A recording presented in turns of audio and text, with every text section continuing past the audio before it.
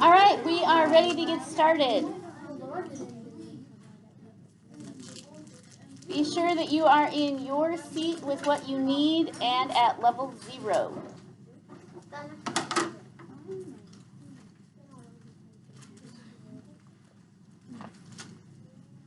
We didn't finish yesterday's chapter because it was an extra long one, so we will continue with that one.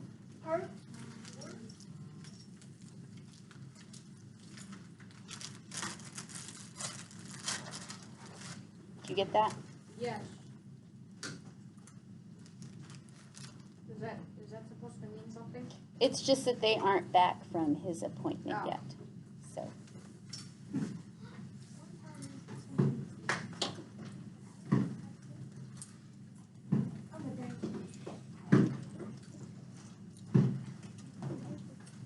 Okay.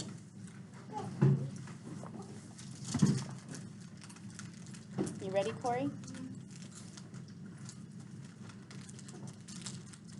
All right, I'm going to back up one sentence or two. Gregor pulled the prophecy from his pocket and said, "Let's finish it now." He searched out the part of the prophecy where they had left off. One gnar beside and one lost up ahead. So Rip Red is the gnar and my dad is the one lost up ahead, said Gregor. He read on.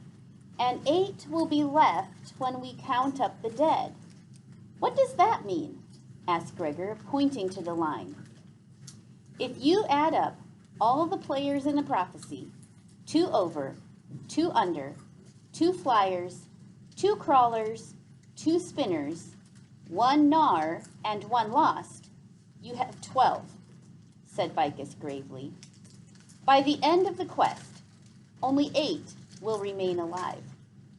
4 will be dead, but no one knows which 4.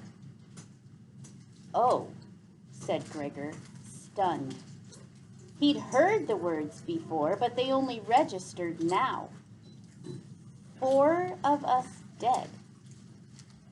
But 8 alive, Gregor, said Vicus gently, and perhaps a world saved. Gregor couldn't deal with that part now, wondering who would be left standing at the end of the day. He pushed on to the final stanza of the prophecy. The last who will die must decide where he stands. The fate of the 8 is contained in his hands. So bid him take care. Bid him look where he leaps, as life may be death, and death life again reaps.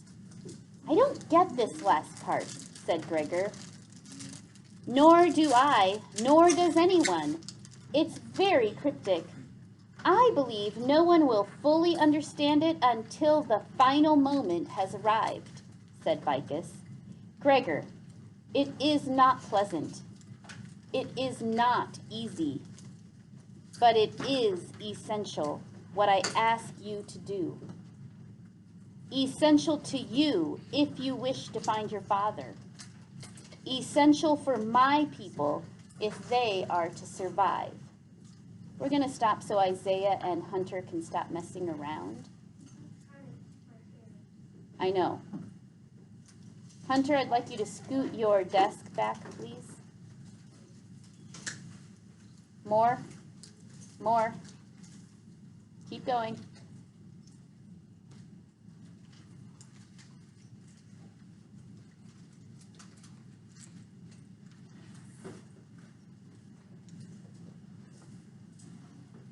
We'll wait till you get it back. Okay, keep it right there, please. Gregor felt his anger going away and fear filling the empty spaces it left. He took another approach. I don't want to go with that rat, said Gregor, almost pleading. He'll kill us. No. You cannot judge Rip Red by what you know about other rats. He has wisdom, unique in any creature.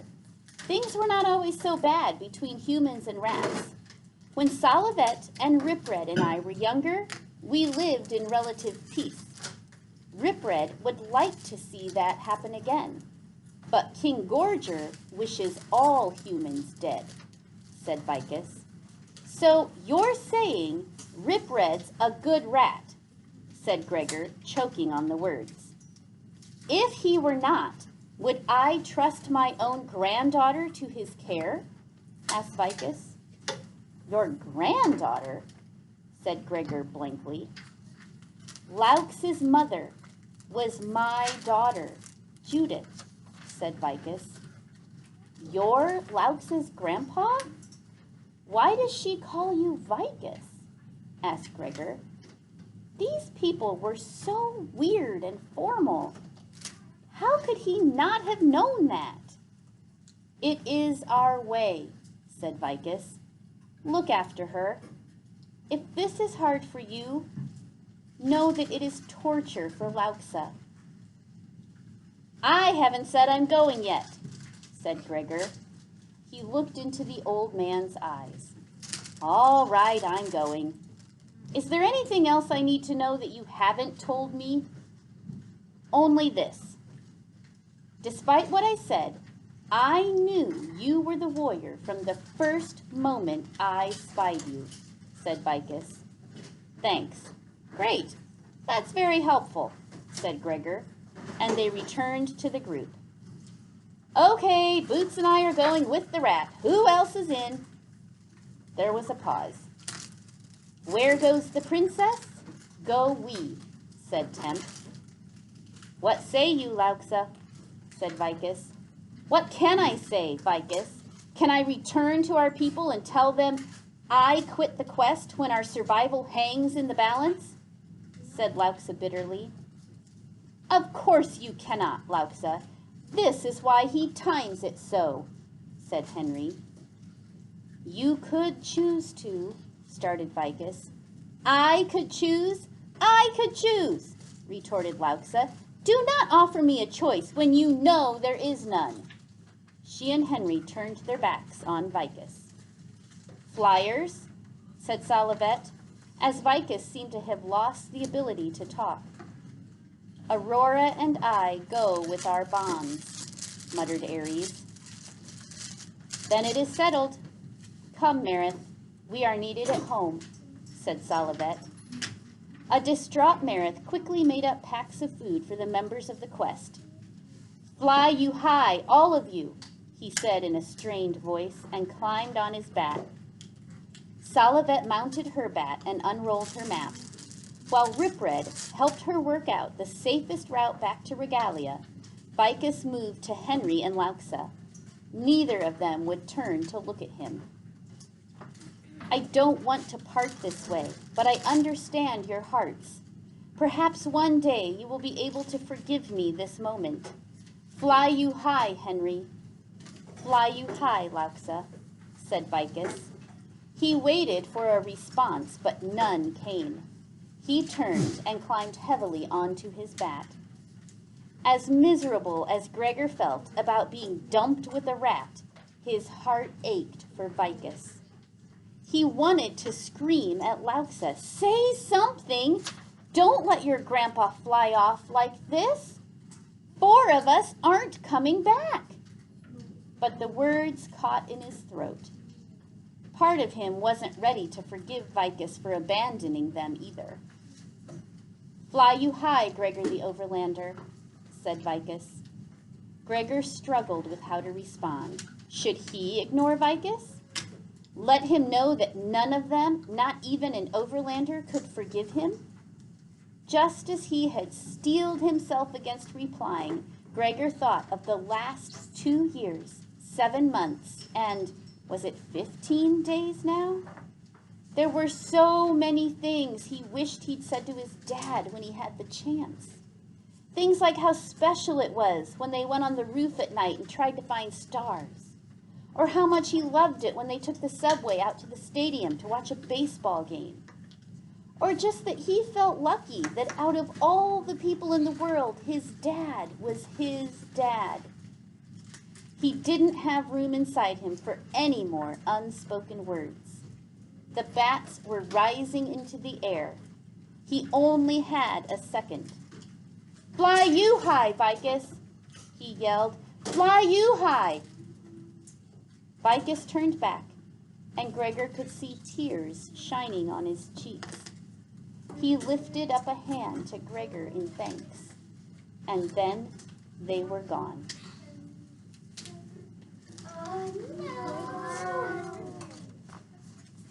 All right, so let's talk about some of the things that happened and the feelings that were in this chapter. Please stop. Emma. So the rat is good, but I don't know. So Emma said the rat is good, but she doesn't know if he's telling the truth or not. We can't tell that for sure. Lauren?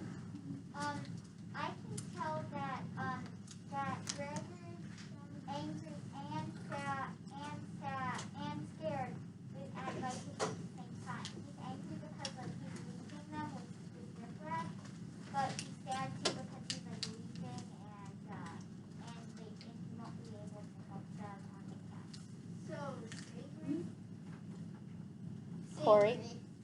Oh, yeah. Yanesi? I actually do think the rat would be nice, since I think they'll I just feel like the rat will be nice since they did a fight when they were younger. Okay. So Yanesi's going back to the part in the story where it said when Vicus and Salavet and Ripred were younger, they had peace between them. So she's saying maybe he really is a good rat. Derek? On the emotions, they added too much detail. You think too many emotions in this one? Over the top. Okay. Hannah? I think Ripred is telling the truth. I think he's a good rat because when they were younger, nothing could separate Ripred, Salvet, and Vicus. And since the king of the rats separated them and wanted to kill all humans, Ripred was trying to overthrow him. So he saw that Vicus, and he can earn everyone's trust back. Bella? I agree with what Lauren said, but I think he's sad for a different reason for Vicus, because also the others are really mad and they didn't say it back to him. I think that's also why Vicus was crying a little bit. Yeah, because how are Lauksa and Vicus related, Bella? They are cousins. Not cousins. Vicus is Lauksa's grandpa. Yes. So Vicus was telling them goodbye maybe for the final time because only 8 of them will survive. And Lauksa refused to talk to him. And Gregor remembers. Monira. I think that is good because we can change what the Ah, okay. So Monira said she thinks Ripred is good because people, or rats, can change. They don't always stay bad. Okay. Emma. But then what separated them? Why did they become like that? Okay. So the rats obviously hate the Underlanders. So what happened between them? That the rats want to kill all the humans. And they're at war. You're right. Something happened. Yanesi. I have 2 things. So when Gregor, he was talking about he had so much things to say to his dad, but because he didn't know he left, so that's probably why he said something to, Very good. I think so too. I think missing his dad made him understand how bad Vicus was feeling. And I think the king of the rats might have said a lie to them, so now they're at war with them because, I don't know why, but they might have said a lie. Okay. Hannah? I'm gonna add to what Lauren and Bella said. I think Gregor is also sad because he misses his dad and he knows how Vicus feels because